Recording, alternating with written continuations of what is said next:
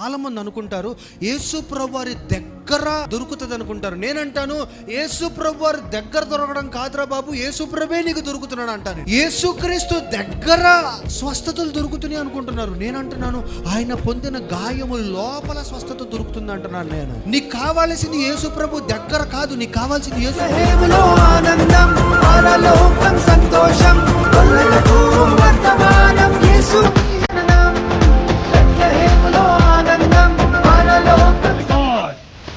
And his name is Jesus Christ of Nazareth.